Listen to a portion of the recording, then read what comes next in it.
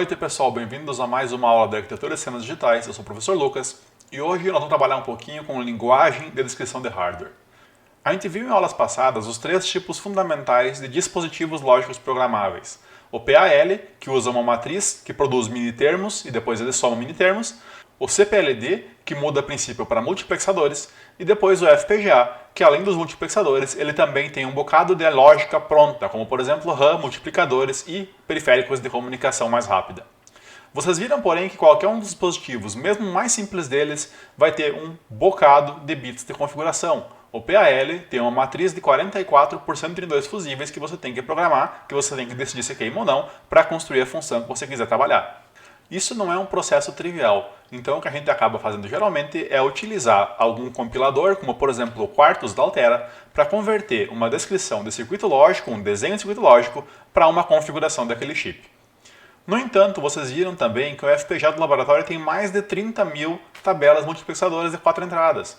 E você trabalhar com esse cara, produzindo ele inteiro, um conjunto de circuito grande o suficiente para encher esse chip, fazendo circuito lógico, não é algo viável. Como é que a gente pode resolver isso então? Aí a gente começa a trabalhar com lógica de descrição de hardware. A primeira forma que a gente viu trabalhar com circuito lógico até agora foi usando diagramas de blocos. Diagrama de blocos foi o que você viu no semestre passado. Quer dizer, você tem as portas lógicas fundamentais. Então você vai ter uma porta lógica do tipo AND, tipo OR, tipo NOT. E todo o resto vem derivado dessas três portas. Então isso aqui a gente diz que é uma forma mais simples de descrição de circuito. Só que o mais simples é algo relativo. Esse mais simples só é mais simples porque eu aprendi primeiro. É como se eu perguntasse para vocês qual é o idioma mais simples, o português ou o Esperanto. Esperanto é uma linguagem que ninguém fala, mas ele foi desenvolvido para ser completamente formal. Não existe nenhum verbo que tenha conjugação irregular. Então ele seria super simples de falar, só que ninguém sabe usar. Então, mais simples para mim é português. Então, a ideia de mais simples, aparentemente mais simples, só quer dizer que eu aprendi ele primeiro. Uma vantagem que é verdadeira desse circuito lógico é que você consegue ver o fluxo de dados. Você tem fios que ligam uma fonte de sinal para um destino que usa aquela informação. Fica fácil, fica intuitivo para você ver de onde a informação vem e para onde ela vai. As desvantagens do circuito lógico são relativamente óbvias. A primeira coisa é que ele é uma forma de desenho. Então, por ser uma representação gráfica, a manutenção dele é mais ou menos semelhante a você dar uma manutenção numa obra de arte. Ou seja, você tem que ter muito cuidado em como você modifica ela para garantir que você não quebra aquele sinal conectando quem não devia ou quebrando conexões que você pretendia ter. Se eu adicionar um flip-flop a mais no meio do circuito, é algo bastante trabalhoso. Vocês devem ter visto também como fica logo um ninho de rato, quer dizer, um emaranhado de fios assim que o circuito cresce. Mas a outra coisa que realmente mata o circuito lógico é que o teu trabalho cresce com o tamanho das palavras que você usa. Então, se você cria um multiplexador, por exemplo, que tem 16 entradas, ele vai ter um tamanho de circuito. Se você quer criar um multiplexador que tenha 1000 entradas, o trabalho que você tem aumenta demais. Então, isso é uma das desvantagens principais do circuito lógico. Ele é bastante trabalhoso você dar manutenção, trabalhoso você fazer alterações nele, e é muito mais trabalhoso quando você aumenta o tamanho da palavra. Então, uma solução que o pessoal achou para isso foi o uso de linguagens de descrição de hardware. Diferente do circuito lógico, linguagem de descrição de hardware ela é uma linguagem textual, você escreve ela. Deve-se tomar um cuidado, porém, que ela parece muito com linguagem de programação, mas ela não descreve um programa, ela não descreve um procedimento, ela ainda é circuito lógico, só que ele é escrito. Então, em vez de você desenhar uma porta AND, você basicamente fala fazer a variável y como uma função AND de A e B. Então você descreve como um texto isso. Essa expressão simples, no caso que é uma AND, dá mais trabalho falar do que desenhar. Mas quando a expressão começa a crescer, o sistema Verilog se torna mais eficiente.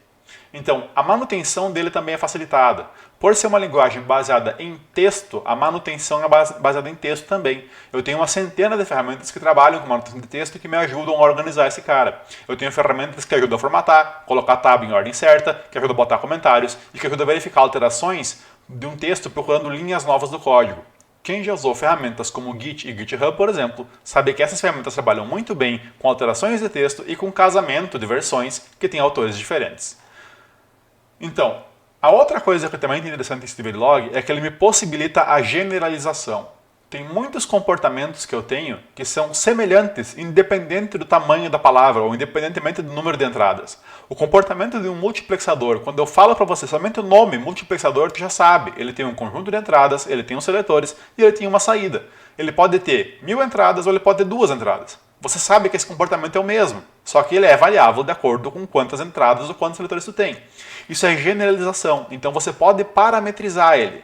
Você pode definir um MUX que tem N entradas. E esse N, enquanto você descreve como funciona um MUX, você considera que o N é uma variável. Na hora que você vai usar o MUX, tu diz, eu quero criar um MUX com 4, eu quero criar um MUX com 8 entradas. E daí o Verilog vai pegar e vai gerar para você uma especialização daquela classe genérica com o tamanho que você quiser. Então, isso te facilita muito alterar o tamanho das palavras e tornar mais genérica a descrição de hardware.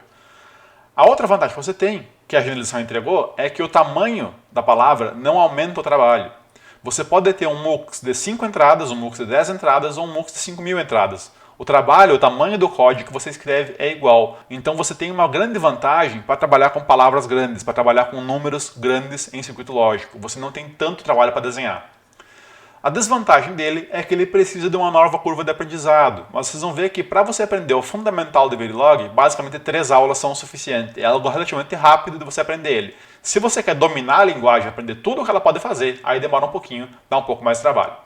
Agora, uma desvantagem real que ele tem é que o fluxo de dados nem sempre é tão visível. Você escrever uma descrição de hardware em Verilog, ela depende muito da sua capacidade de organizar a ideia na cabeça antes de começar a escrever. Então, muitas vezes, como os sinais não têm um fio ligando a origem ao destino, você tem somente o nome de variável, você pode acabar enterrando isso embaixo de um código bagunçado e fica mais difícil de você encontrar onde está aquele sinal. Note, porém, que ele ainda é uma ferramenta base em texto, então se você está acostumado a fazer buscas usando o Ctrl F ou localizar dentro do editor de texto, você consegue rastrear aonde estão as variáveis. Depende da questão de hábito, ele não é mais a figura, agora ele é um texto. Você tem que ter um hábito novo, tem que ter um aprendizado novo, um costume novo de como usar essa linguagem, como usar essa ferramenta para você.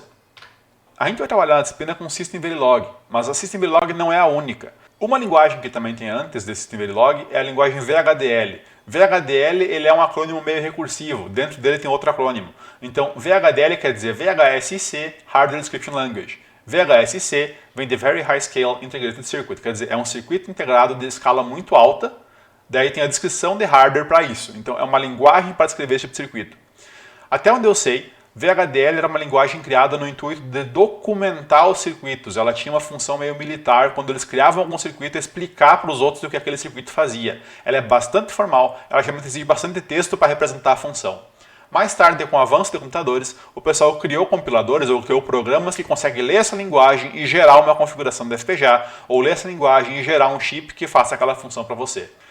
Como o VHDL ela é bastante formal, ela tem bastante marcações, ela tem bastante símbolos que você precisa colocar no lugar certo para que ela obedeça, então o pessoal começou a perceber e procurar linguagens mais simples. Assim como o pessoal tem C e C++, o pessoal foi atrás de Python porque parece ser mais simples, também teve gente que criou aqui o AHDL.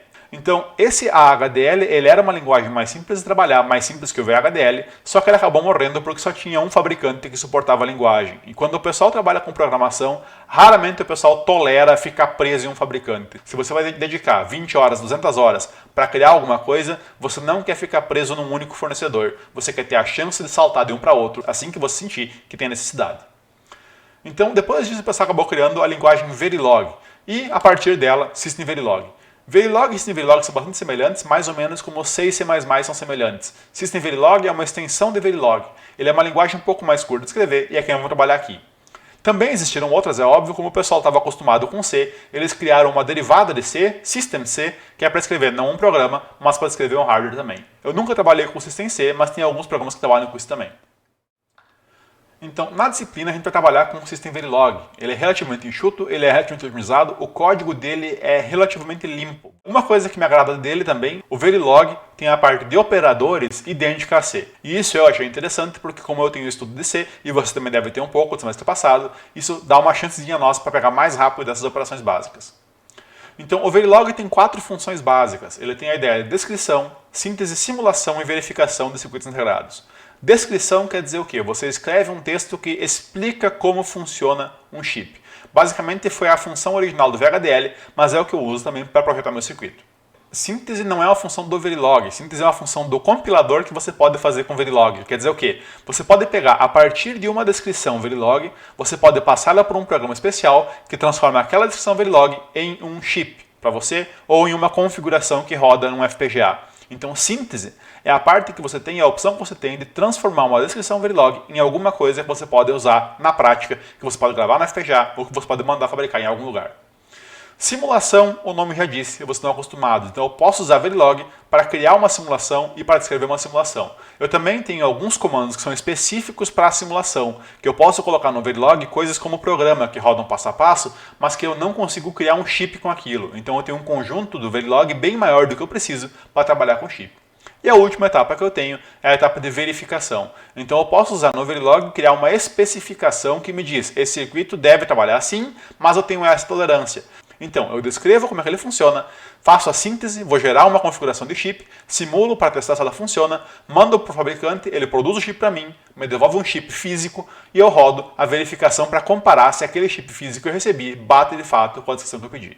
Nessa disciplina a gente vai trabalhar basicamente como descrição, vamos estudar ela mais a fundo.